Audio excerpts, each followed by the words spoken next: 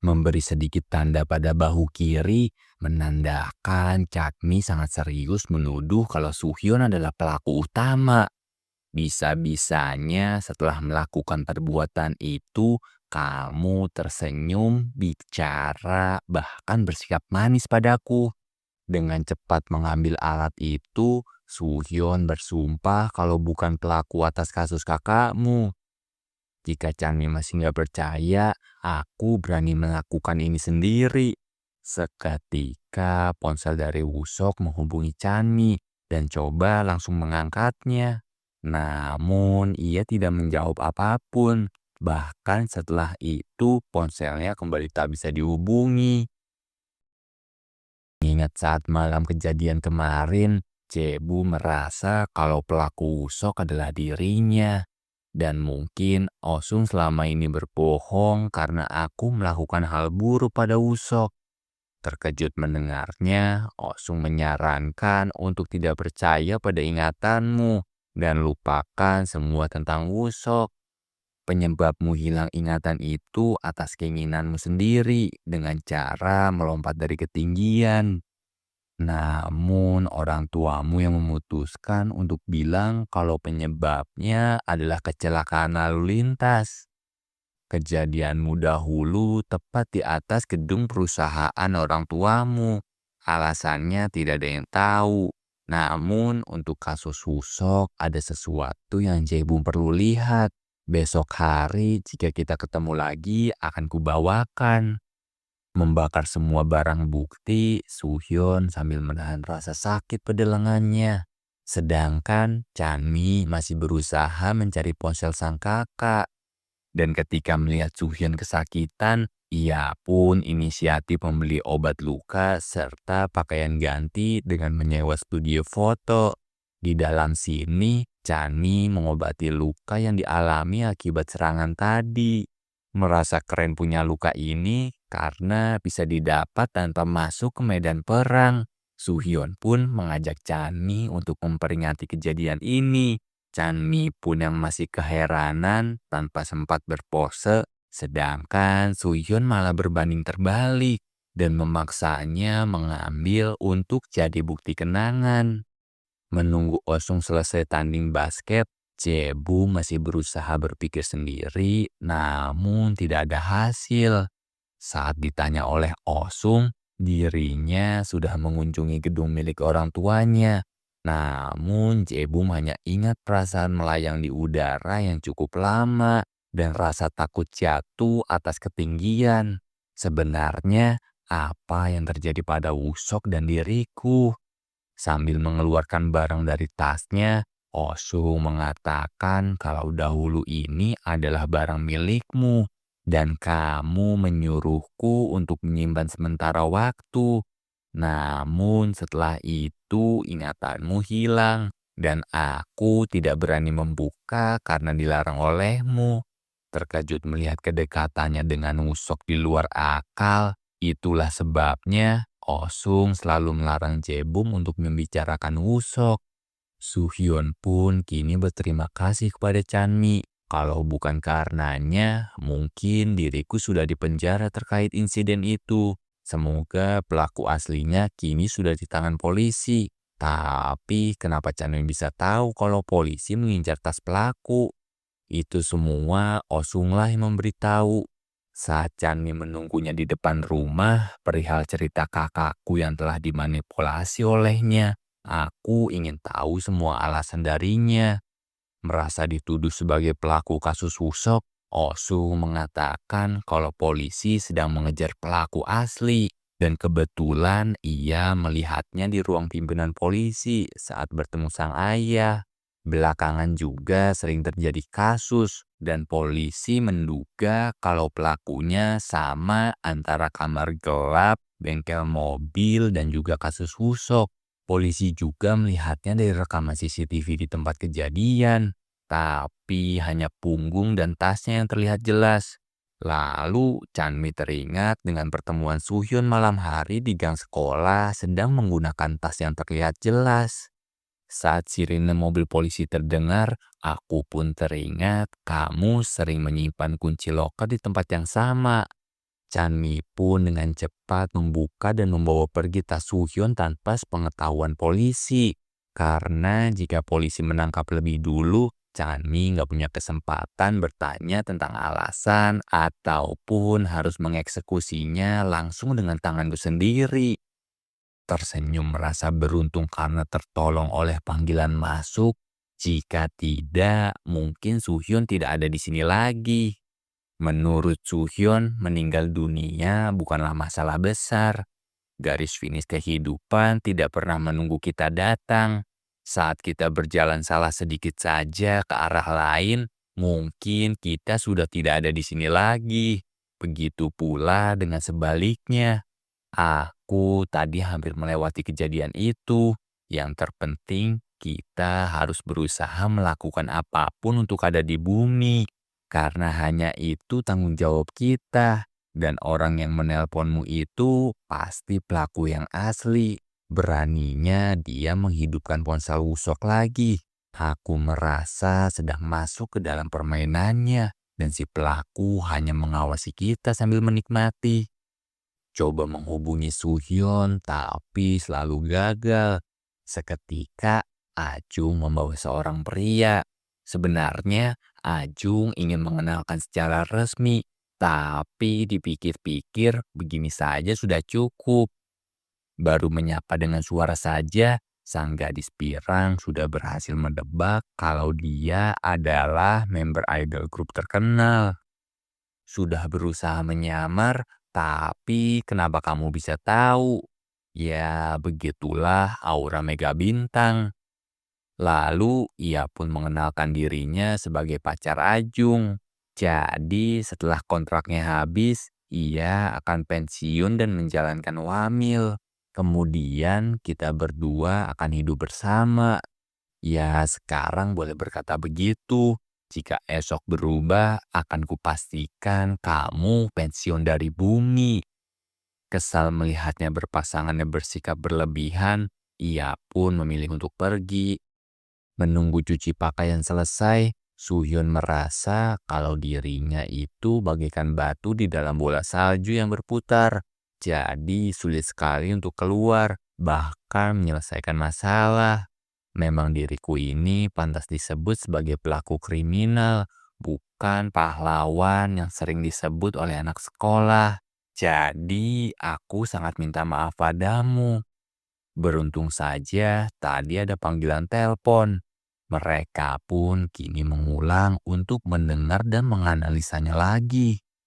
Merasa ada yang ganjil pada panggilan dari ponsel si kakak, jadi timbul pertanyaan besar. Di sisi lain, Cebu membakar semua foto yang diberikan oleh Osung mengenai kedekatannya dengan Wusok. Terbangun dari tidurnya, kini Chanmi tinggal seorang diri dengan kertas pesan bertuliskan, "Lupakan kalau kita pernah bertemu di Busan dan aku mengucapkan terima kasih padamu."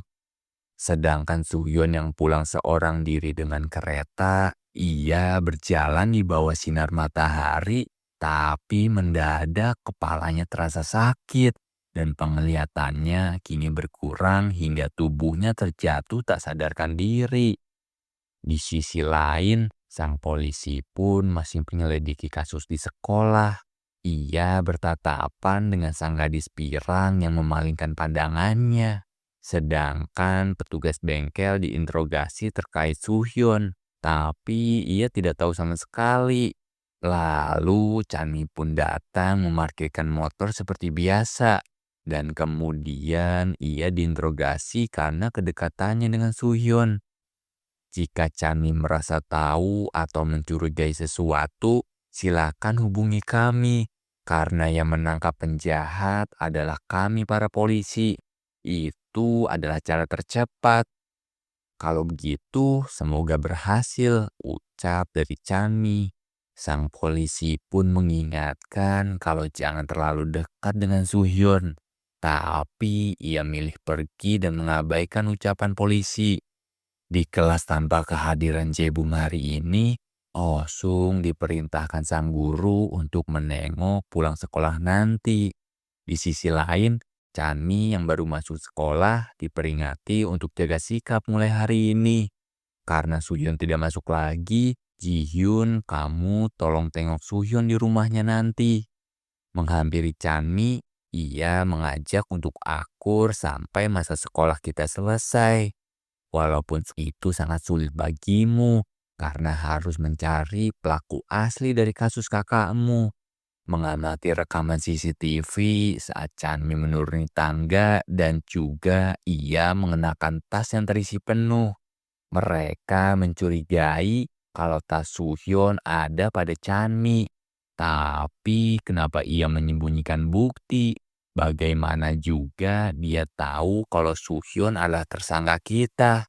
Apa benar tas itu menjadi bukti yang sangat penting?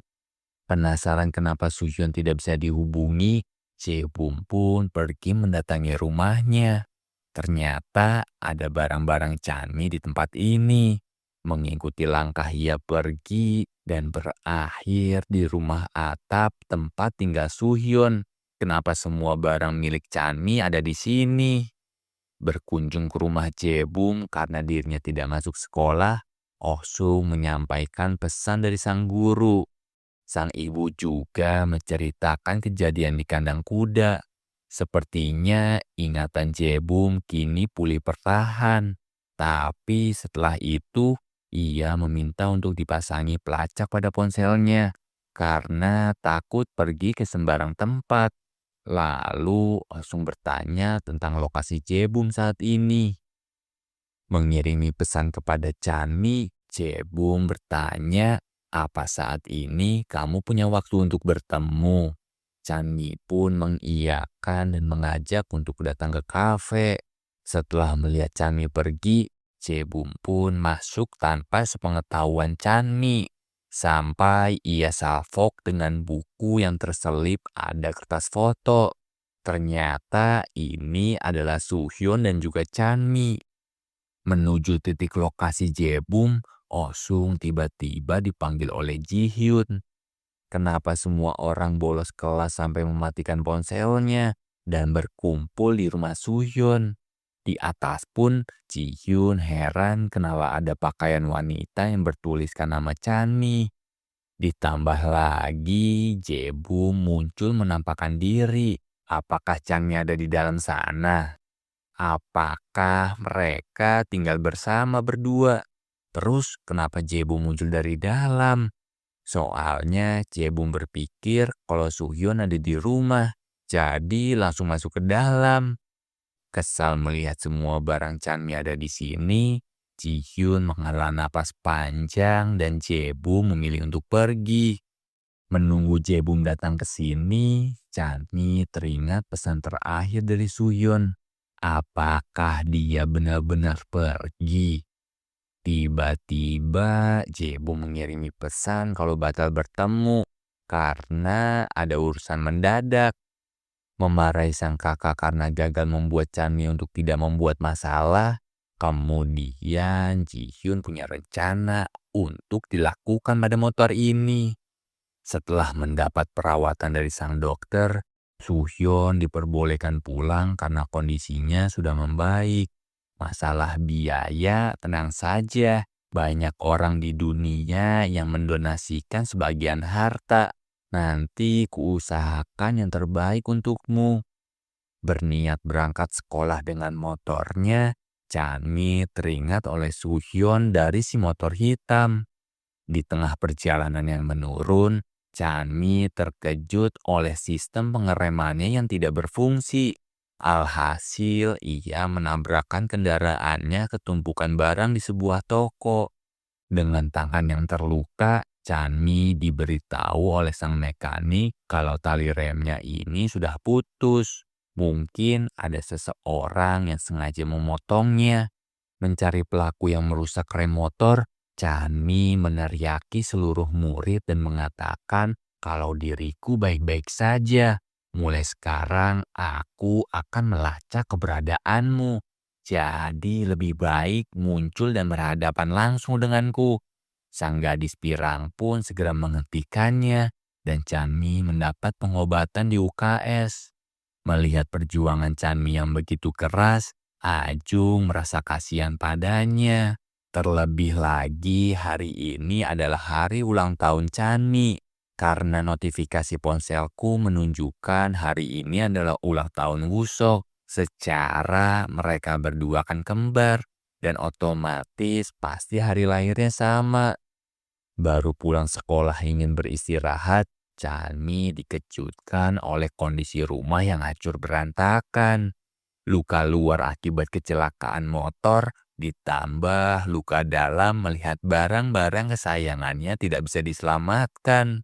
Sedih, lemas, pasrah, rasanya sekarang menjadi satu. Di sisi lain, sang dokter kedatangan polisi yang ternyata juga adalah istrinya. Ia pun mengajak makan siang. Kemudian Suhyun pun masuk ingin berpamitan. Namun ia melihat ada sang polisi juga di sini. Ia mulai mengerti kalau Suhyun bukan melarikan diri, tapi sedang menjalani perawatan. Lalu, kenapa kamu tidak menghidupkan ponselmu? Teman-temanmu sekarang mengkhawatirkanmu. Mengenai penyakitmu, aku tidak akan memberitahu siapapun. Mungkin ke depannya kita akan sering bertemu lagi. Tapi aku akan berpura-pura tidak pernah melihatmu di rumah sakit. Kamu memang polisi yang hebat, jadi harus melakukan tugas dengan tepat. Sama halnya seperti sang dokter. Suhyun merasa kalau sang polisi beruntung punya suami hebat sepertinya. Dia adalah dokter terbaik. Merapihkan seluruh ruangan, Chanmi merasa foto dengan Suhyun hilang entah kemana. Saat ada seseorang ingin masuk, seketika muncullah Suhyun memandangi Chanmi melihat situasi yang sedang tidak baik-baik saja. Pergi kemana saja kamu ini? Kenapa kamu mematikan ponsel begitu lama? Sekarang ini Suhyun adalah tersangka yang sedang bersembunyi. Jadi aku sangat minta maaf. Semenjak menyendiri, Suhyun merasa mendapat tekanan yang sangat hebat. Jadi, apa kita bisa pergi untuk melepas semua ini? Mengajak ke tempat bernyanyi, seketika hadiah kejutan ulang tahun pun diberikan oleh teman-temannya. Bermula ketika Anjung melihat notifikasi kalau hari ini adalah ulang tahun Wusok. Jadi kami berencana buat acara kecil-kecilan. Beruntung ponsel Suhyun aktif di waktu yang tepat.